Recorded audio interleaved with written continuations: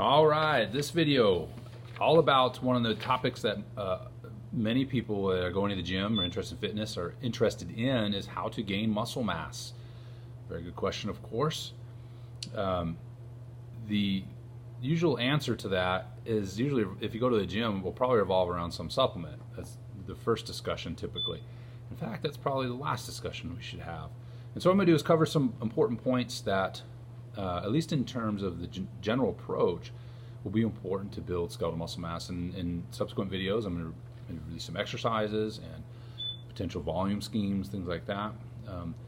On the surface, and really, if you look at the training schemes that are out there, if you really just take away a lot of the veneer of numbers and all those things, you'll see one really common thing, and that is volume load, is increasing over time.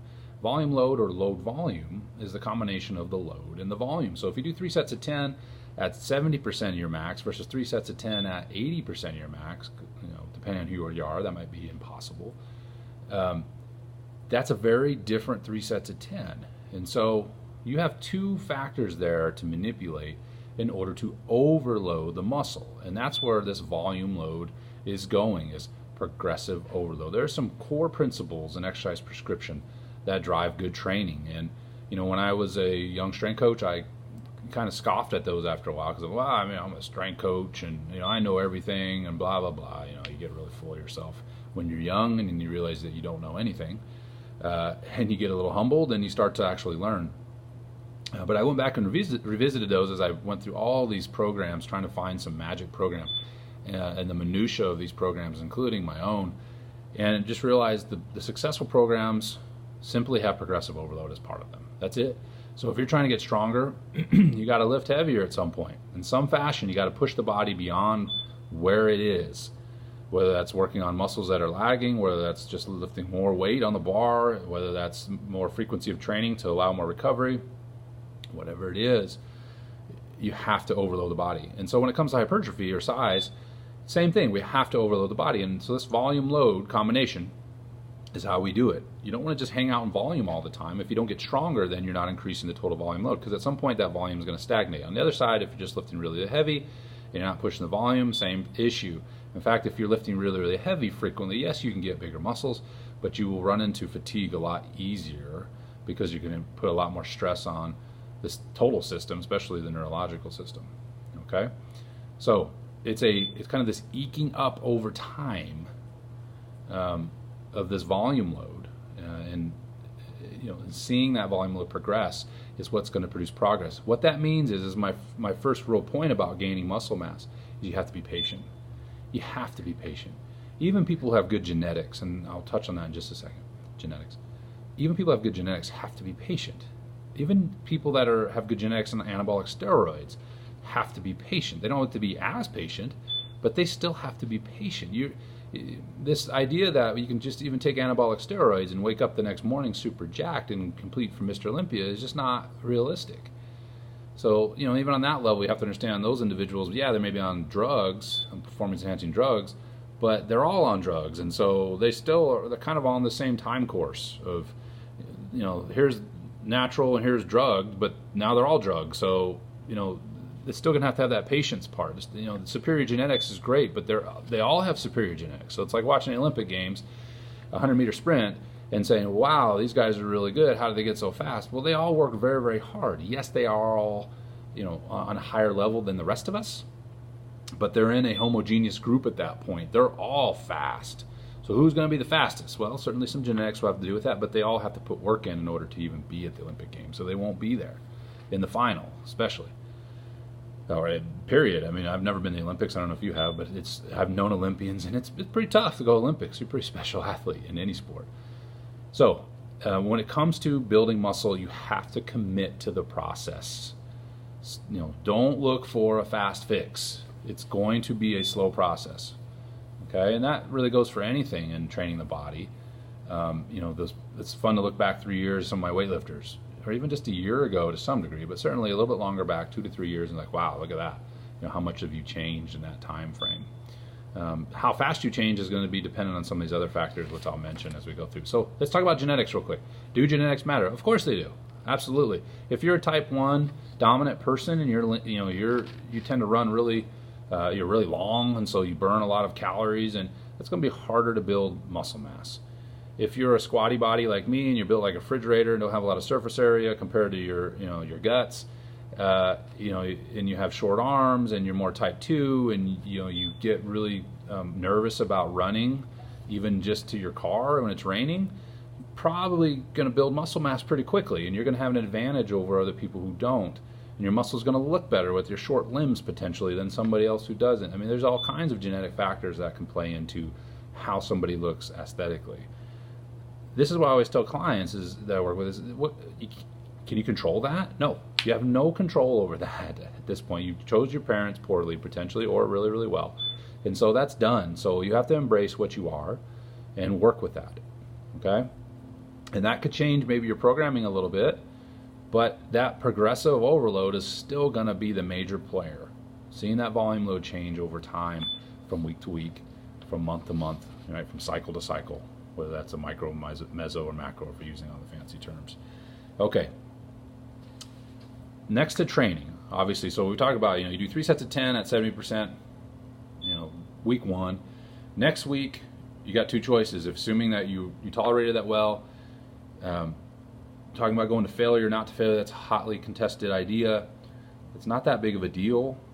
If you go to failure, you accrue fatigue faster, so just realize that and have deload ready to go. So if you have a failure week, make sure you have a deload after. If you've been going to failure for 3 weeks, you are going to be amassing fatigue quite quickly, and so you might require more time in deload. Not a good idea necessarily when you're building mass. You want to keep the pedal down as much as you can. And so not going to failure, especially in your compound movements, the big movements, like bench, squat, if you're going to squat, even leg press and things like that, right? Things that are assisted in terms of removing the stability in the exercise are still going to be important to stay away from failure. There is a time for failure, but when you work up to that, make sure you have a commiserate rest period afterwards in order to recover enough to be able to continue the journey and continue to increase your volume load. Okay. So anyway, back to 3 sets of 10. 3 sets of 10, I have 2 choices. I can either increase the load and stay at 3 sets of 10, or I can go 3 sets of 12.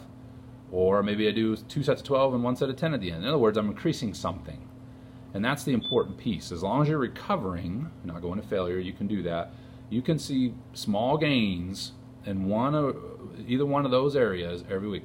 Now, as you get to a certain point, if you're doing reps, and I know this is effective depending on who you are. For some people to go in the 20s and 30 rep ranges. I'm not saying that's not a good idea. It's an effective idea. But I would add more sets for a couple reasons. One is technique tends to fail. Even if you're very, very focused in what you're doing, you get around 25 reps, you can start to lose focus very quickly and not employ the exercise around. Now, if you don't have that issue, then those higher rep sets is a possibility. The second one is when you're reaching those high volumes, how much is the load? So if you calculated load volume, are you sacrificing, there's a sweet spot, right? Are you sacrificing too much load for the repetitions? Only you can answer that. I don't know. Some people, again, depends on if you're a more type 1 or type 2 dominant person. It may not be a sacrifice at all to go up that high, and others it may be. So there's something to consider. I like in that, especially in the compound movements, I wouldn't hit that higher rep range. So don't do squats into the 30s. You're asking for trouble, obviously. Use a little common sense. Your technique is going to fail. I don't care how good a squatter you are at those higher reps. But if we're talking about doing, something on a machine, or the Smith machine squat potentially, or a leg press again, or something like that, where the stability is removed from the exercise, you could hit those higher repetitions per set. What I prefer is seeing more sets. So maybe, I usually around 15. I am not always right, okay? So I'm giving you my opinion here. I'll try to always do that in these videos, giving you my opinion. This is the lowest level of evidence, so throw it out if you like it. I'm not saying this is how it has to be for everybody, but when that 15 rep range is hit, I like to see a drop down into more sets. So I might run all the way up to 3 sets, let's say 15, so 45 repetitions at a given percentage, and I might slide it back down now to 4 sets, right?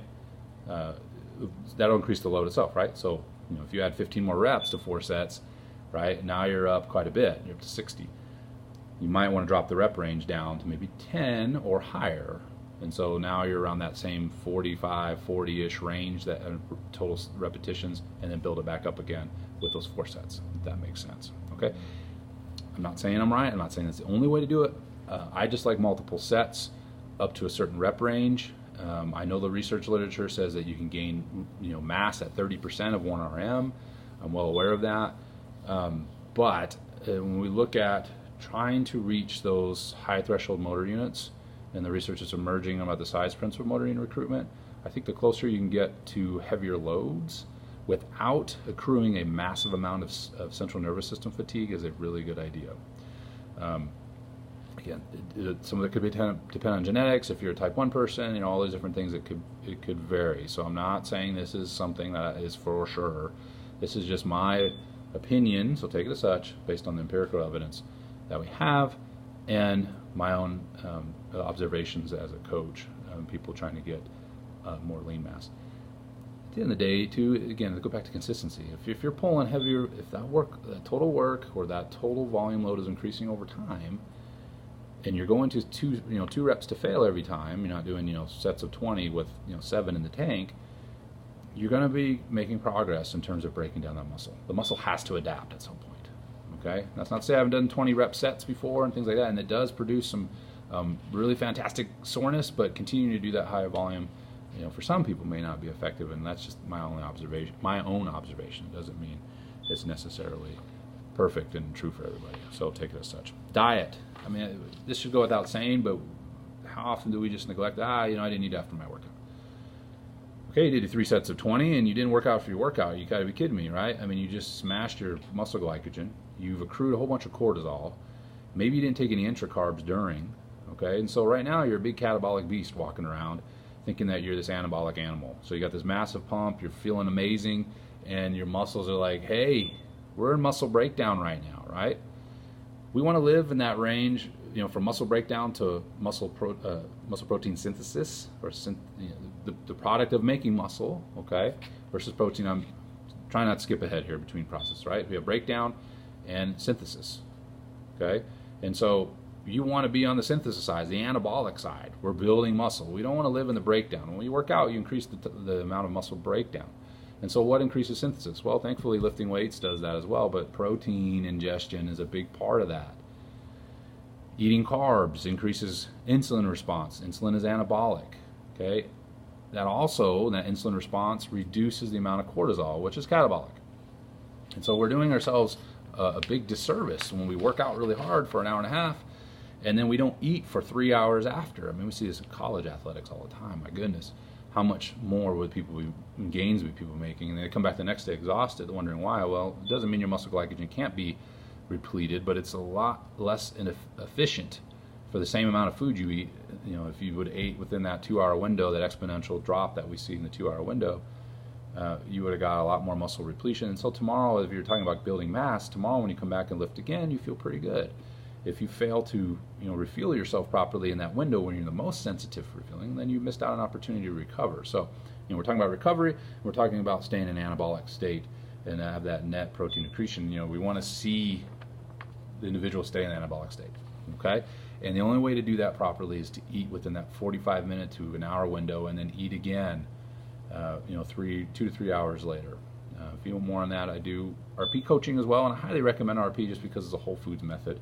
There's I would say not a lot of gimmicks. There really isn't any gimmicks. The only thing that I would even pause to say that is because you take whey protein.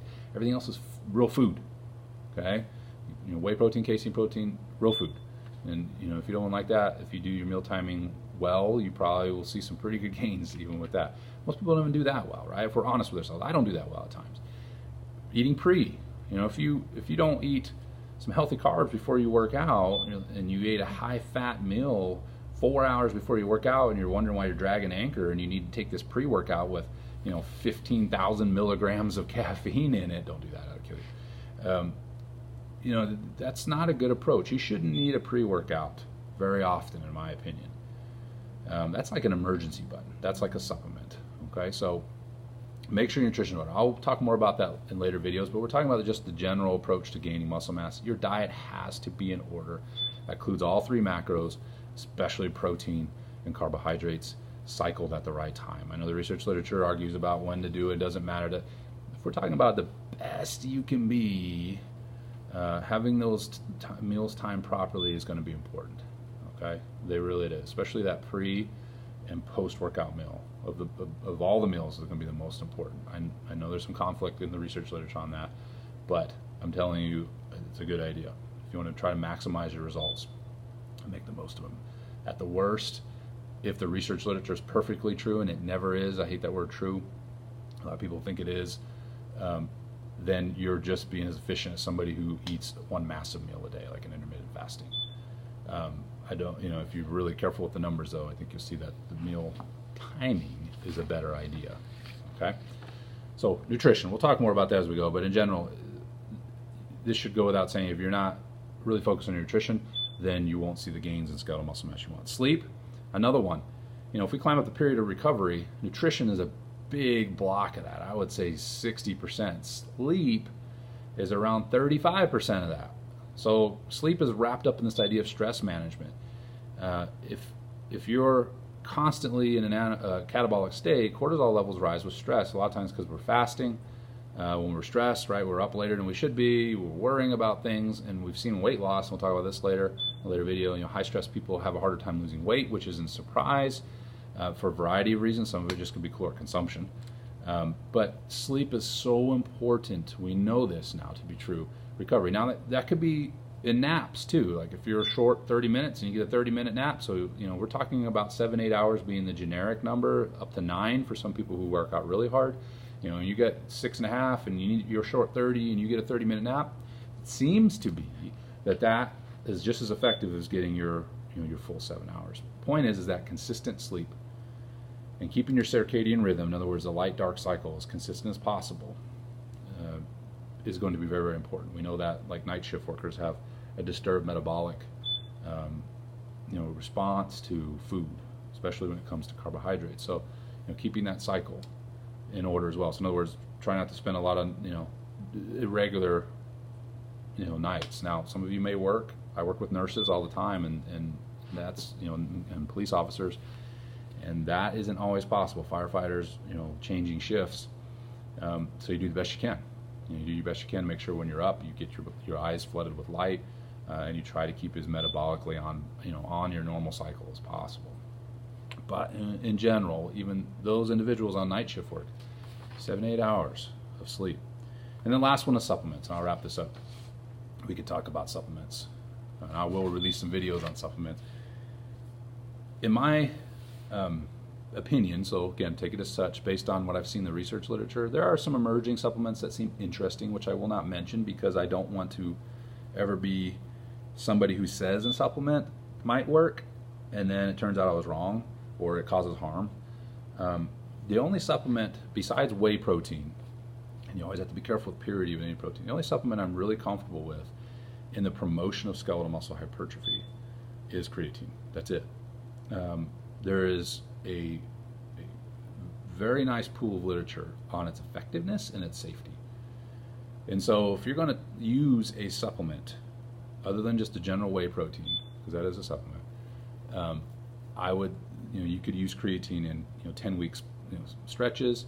It used to be it needed to be loaded. It may be important to load it if you've never done it before, but its timing and all those things don't seem to be as important. And you have some of these versions of creatine that are very, very effective at getting through your GI, and that's a problem with a lot of these supplements, is that biochemistry-wise, the pathways make sense. Like if you look at some of the stuff to produce more nitric oxide, it makes sense that you would throw a bunch of L-arginine in your body, because that's what is the prerequisite for a lot of times the prerequisite for nitric oxide. But there's no guarantee that the L-arginine gets where it needs to be through the gut, the liver, and then gets there at the right time when you use it. I mean, there's a lot of factors that go into whether or not these supplements are effective or not. On paper, they all work to some degree, but on paper is a lot different than in the human body, especially if you're taking something out of a foodstuff that may have other things in it, macros and micros, that help it get across the GI and through the liver.